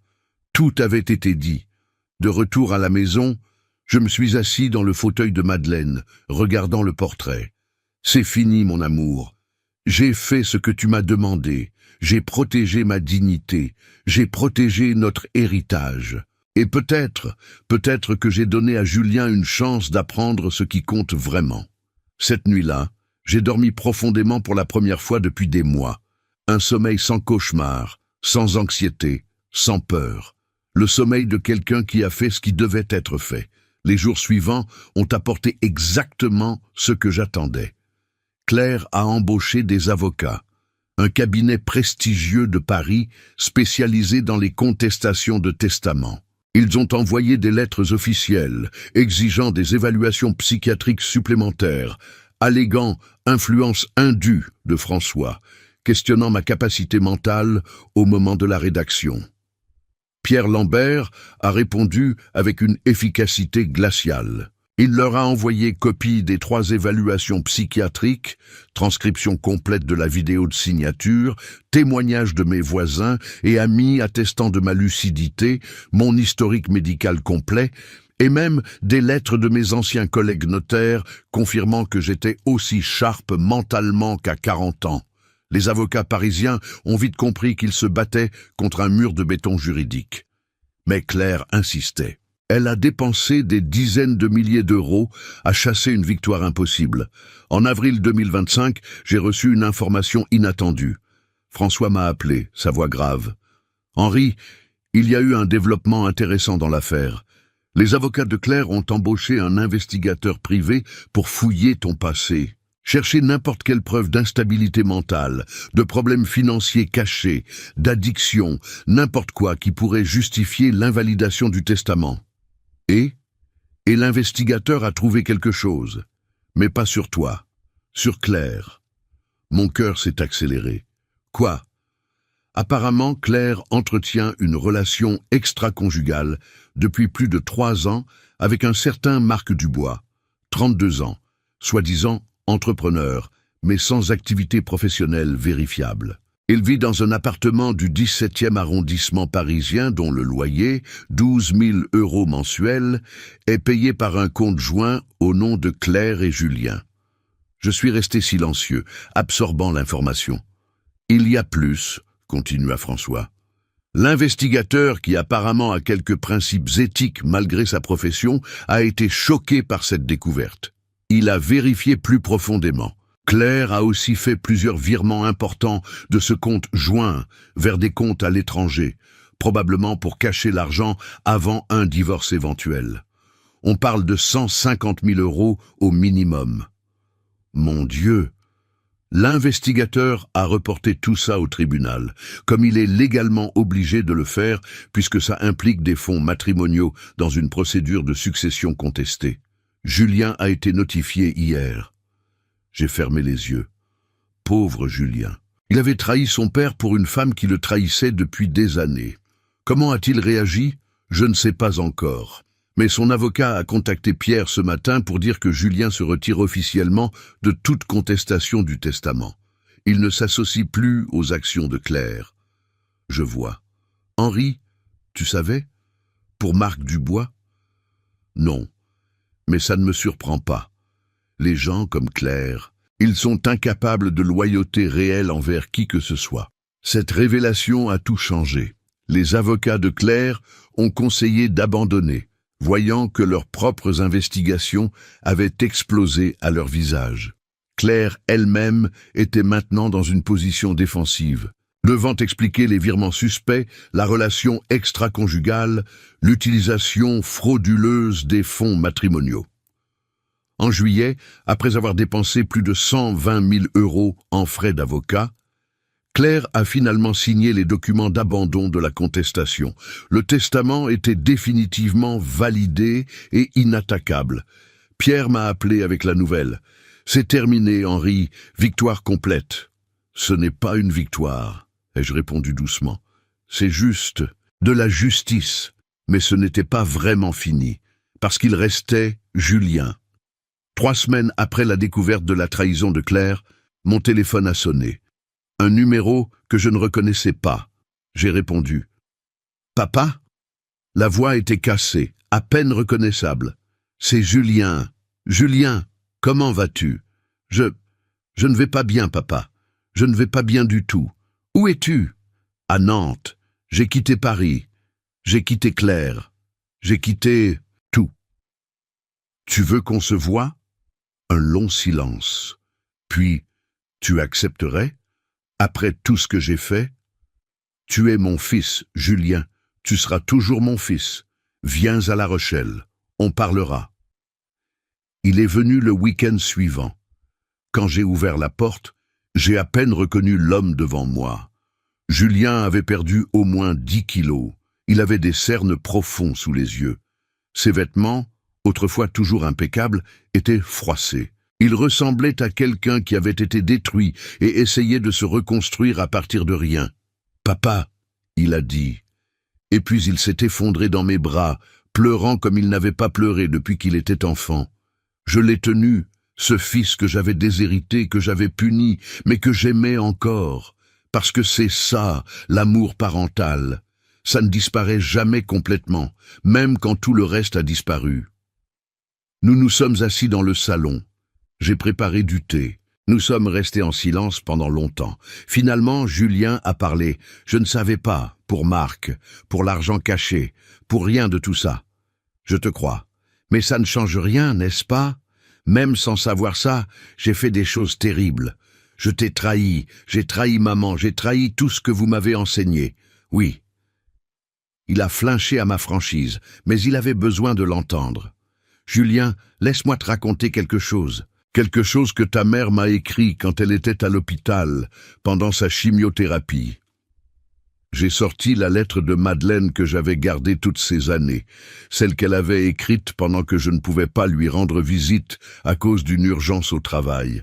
Je l'ai lue à haute voix, chaque mot résonnant dans le silence. Quand je ne serai plus là, ne laisse pas qu'on te prenne ta dignité.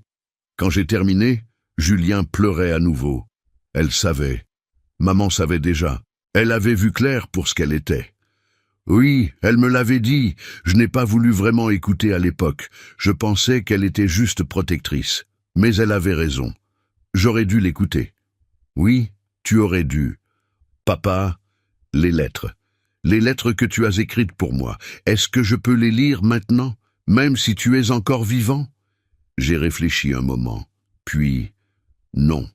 Ces lettres sont pour après ma mort. Elles font partie de ton héritage. Et cet héritage ne se réclame qu'après mon départ. Mais je peux te dire ce qu'elles contiennent en essence. S'il te plaît. Elles parlent de qui tu étais. L'enfant merveilleux, curieux, bon que tu étais. Elles parlent des moments où j'étais fier de toi. Elles parlent de ce que ta mère et moi espérions pour toi. Et elles parlent des leçons que j'ai essayé de t'enseigner. Que le caractère compte plus que l'argent, que la dignité ne se négocie pas, que la vraie richesse est dans les relations authentiques, pas dans les comptes en banque. J'ai tout oublié de ça.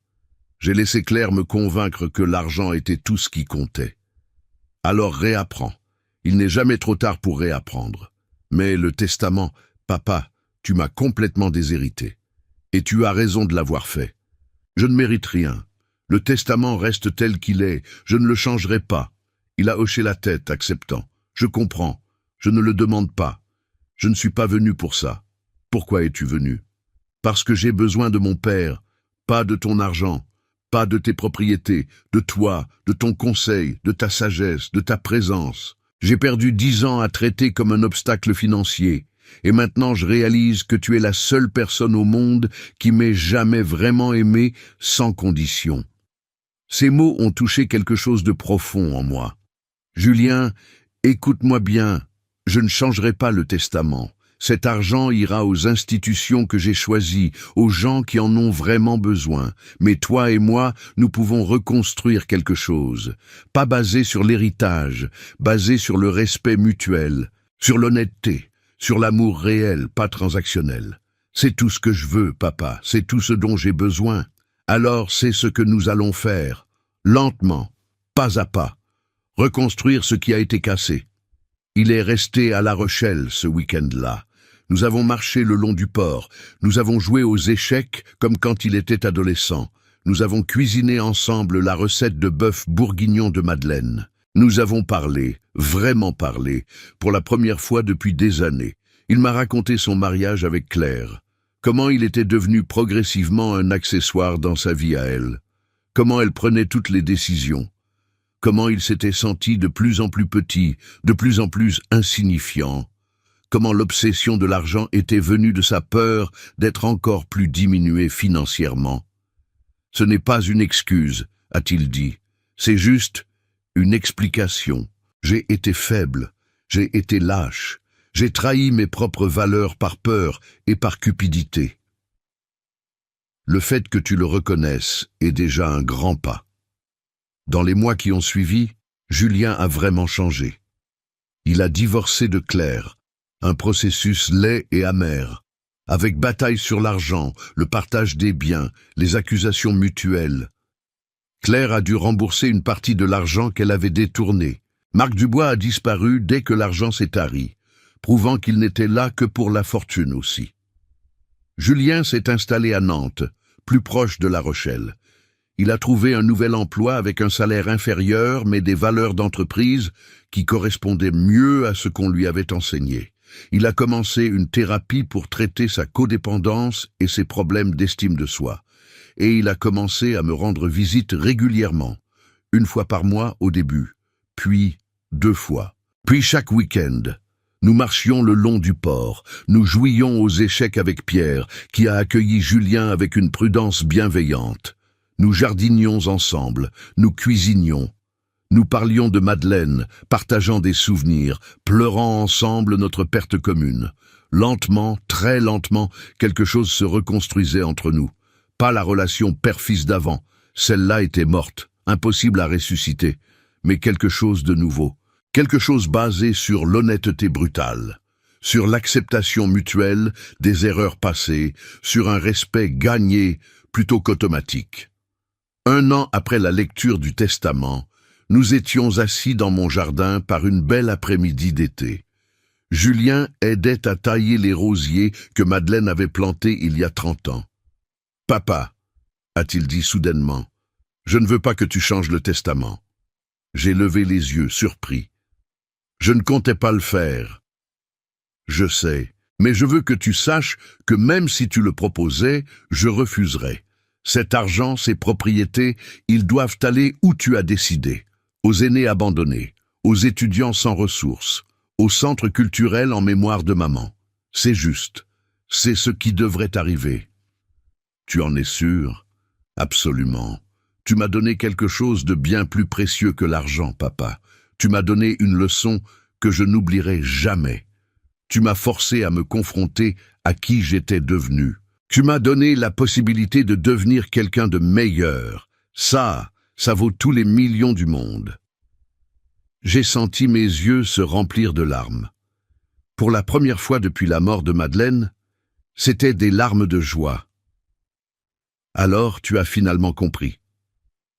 J'ai compris. Trop tard pour récupérer ce que j'ai perdu, mais assez tôt pour construire quelque chose de nouveau. Ce n'est jamais trop tard, mon fils. Nous avons continué à jardiner en silence. Un silence confortable, le genre de silence qui n'existe qu'entre les gens qui se comprennent vraiment. Aujourd'hui, à 85 ans, je vis toujours dans ma maison de La Rochelle. Ma santé est stable. L'arthrite me ralentit, mais ne m'arrête pas. Je continue mes routines. Café et croissant chez Madame Dutheil, promenade le long du port, échecs avec Pierre, jardinage, lecture. Jean-Pierre vient régulièrement me conduire dans sa voiture, plus pour la compagnie que par nécessité. Nous allons parfois à l'île de Ré, visiter la maison qui sera bientôt un centre culturel. Je l'imagine rempli de gens, familles, enfants, artistes, créant des souvenirs heureux. Madeleine aurait adoré ça. Julien me rend visite presque chaque week-end maintenant. Il a rencontré quelqu'un, une femme nommée Sophie, professeure d'histoire dans un lycée de Nantes. Elle est gentille, authentique, pas du tout intéressée par l'argent. Ils viennent dîner ensemble. Sophie et moi parlons de littérature et d'histoire pendant que Julien cuisine. C'est paisible. Il y a 3 mois, j'ai reçu une lettre, manuscrite, postée de Paris. Pas de nom d'expéditeur, mais je savais qu'il l'avait envoyé avant même de l'ouvrir. Henri, je sais que vous ne voulez probablement plus jamais entendre parler de moi. Je ne vous contacte pas pour demander pardon, je ne le mérite pas. Je ne vous contacte pas pour contester le testament. Mes avocats m'ont fait comprendre que ce serait inutile. J'écris juste pour dire que vous aviez raison. Surtout, j'étais cupide, j'étais manipulatrice. J'ai vu en vous un obstacle, pas une personne. J'ai traité Julien comme un outil, pas comme un partenaire. J'ai construit ma vie sur l'argent et le statut, et maintenant que tout s'est effondré, je me retrouve seul, sans rien de réel. Marc est parti dès que l'argent a disparu. Mes amis à Paris m'évitent maintenant que l'histoire de notre bataille testamentaire est devenue publique. Ma propre famille est honteuse de moi. Je vis maintenant à Monaco avec un homme plus âgé et très riche. Je fais exactement ce que j'ai toujours fait. Et je me déteste pour ça. Vous m'avez dit un jour que je n'apprendrai jamais. Peut-être que vous avez raison. Mais au moins, maintenant, je vois qui je suis. Et c'est quelqu'un que je n'aime pas. Claire. J'ai lu la lettre 2 fois. Puis, je l'ai pliée et rangée dans un tiroir. Je n'ai pas répondu. Il n'y avait rien à dire. Certaines personnes apprennent. D'autres ne font que voir sans changer. Claire voyait maintenant, mais je doutais qu'elle change jamais vraiment. La semaine dernière, j'ai visité la Fondation des aînés abandonnés pour la première fois officiellement, ne me cachant plus comme je le faisais avant. La directrice, Madame Laurence Petit, m'a accueilli avec émotion. Monsieur Beaumont, c'est un honneur immense. Votre futur don va transformer notre capacité à aider les personnes âgées abandonnées. Elle m'a fait visiter les installations. J'ai vu des personnes âgées, certaines même plus jeunes que moi, qui avaient été abandonnées par leur famille. Une femme de 78 ans dont les enfants n'avaient pas appelé depuis 5 ans. Un homme de 82 ans dont le fils avait vidé son compte bancaire, puis disparu. Une dame de 86 ans qui avait tout donné à sa fille, se retrouvant ensuite dans la rue. Chaque histoire était un écho de ce qui aurait pu m'arriver si je n'avais pas agi. Ces gens, a dit Madame Petit, ils ont besoin de savoir qu'ils ne sont pas seuls, que quelqu'un se soucie. Votre donation va leur donner ça. En quittant la fondation, j'ai ressenti une profonde paix. Mon argent allait faire une différence réelle. Pas financer des vacances aux Maldives ou des sacs Hermès, mais redonner de la dignité à des gens qui l'avaient perdue. Ce soir, assis dans le fauteuil de Madeleine, regardant le soleil se coucher sur l'océan à travers ma fenêtre, je pense à tout ce chemin parcouru. Il y a 2 ans, j'étais un vieil homme observant son fils et sa belle-fille comploter sa mort pour l'argent. Aujourd'hui, je suis un vieil homme en paix avec ses décisions, réconcilié avec son fils, non pas par l'argent, mais par l'amour authentique, et préparant un héritage qui changera des vies. Madeleine, je murmure à son portrait, j'ai tenu ma promesse. J'ai protégé ma dignité jusqu'au bout. J'ai transformé la trahison en justice. J'ai donné à Julien la chance d'apprendre. Et j'ai fait en sorte que notre argent, gagné honnêtement ensemble, aide vraiment ceux qui en ont besoin. Le soleil descend, peignant le ciel de ces roses et oranges qu'elle aimait tant. Et je souris. Parce qu'envahir n'est pas perdre du pouvoir, c'est apprendre quand l'utiliser.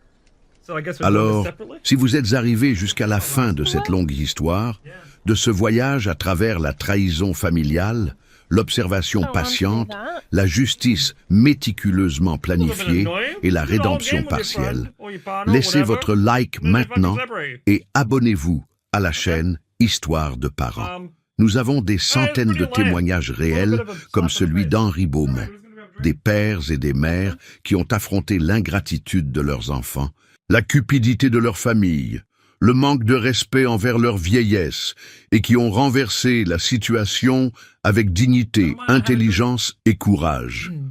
Racontez-nous dans les commentaires. Pensez-vous qu'Henri Beaumont a fait ce qu'il fallait? Feriez-vous la même chose à sa place? Connaissez-vous quelqu'un qui traverse une situation similaire? De quelle ville nous regardez-vous en ce moment? Et si cette histoire a touché votre cœur, si vous avez ressenti de la colère contre Claire, si vous avez pleuré avec Julien, si vous vous êtes identifié au parcours d'Henri, alors partagez cette vidéo. Parce qu'il y a des millions de personnes âgées dans le monde entier qui sont actuellement manquées de respect, volées, manipulées, traitées comme des poids financiers par leur propre famille. Et elles ont besoin de savoir qu'elles ne sont pas seules, qu'il existe de la justice, que la dignité, toujours, finit par prévaloir. Rappelez-vous cette leçon qu'Henri Beaumont nous laisse à tous. La vraie famille ne se définit pas par le sang ou par l'ADN. Elle se définit par le respect, par la présence authentique, par un amour qui ne calcule jamais, par des soins qui ne facturent jamais. Et ceux qui confondent la vieillesse avec la faiblesse, qui confondent la générosité avec l'obligation, qui confondent la patience avec l'ignorance, ceux-là finissent par découvrir, souvent trop tard, qu'ils avaient complètement tort.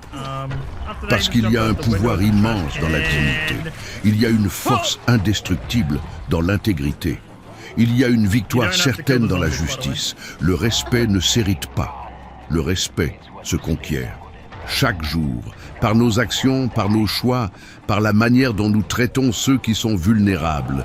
Et ceux qui perdent ce respect perdent absolument tout. Un fort abraço de La Rochelle, France, de la part d'Henri Beaumont et de toute l'équipe de Histoire de parents. Et n'oubliez jamais, vieillir n'est pas perdre du pouvoir, c'est apprendre quand, comment et pourquoi l'utiliser. À la prochaine histoire. Et que votre vieillesse, quand elle viendra, soit entourée de respect authentique, de dignité inébranlable et d'un amour véritable. Au revoir. Let me know if you die or anything.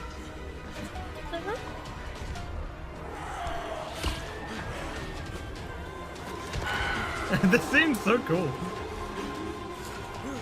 Is that a dead baby? No, it's the child probably. Oh, that's a volatile. Fuck off. Oh god, there's no way I don't There's die a few of them. For sure. I love that I only use a grapple in here. Yeah, I played a couple of times and my partner hasn't, so please, any spoilers, just don't say anything. Oh, I almost died, dude. Fucking volatile came out of. What am I meant to do here? Okay. Keep running, babe.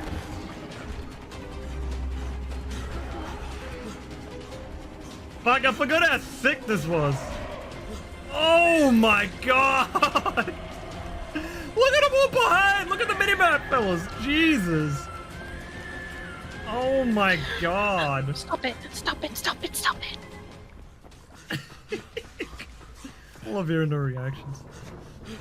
There's too many! Quite an entrance. Perhaps you are a king of mud. Dear Let me know when you make it into the arena. accept an offering to the king. Oh, fuck.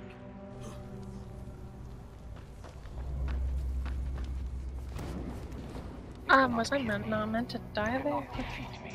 Did you die? Yeah. You Oh, okay. cannot You just have to redo it, that's all. me. The Oh, whole shit. thing? I just died. That was embarrassing to watch. Alright, Quite an entrance. You know what I'm gonna do is I'm gonna kill the little fucking orphan child and getting him in them. Alright, maybe that'll Dear help. Crane, accept an He's just screaming the entire time. What did I do wrong here? I'm confused. Oh, I didn't. You cannot kill me. No! Not again! Okay. You cannot even reach me. Shut the fuck up. This guy.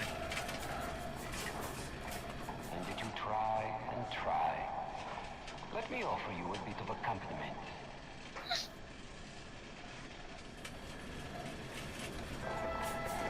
Orphan child must die. Of suffering, I killed him. slave by slave. You killed him? Did you make it past? I am not there yet. You fucking cunt. Come on, faster, goddammit. Things keep hitting me when I'm jumping.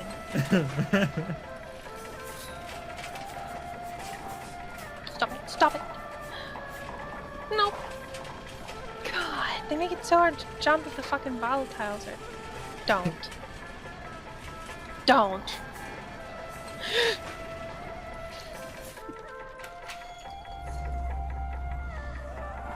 I'm on a ladder, so maybe.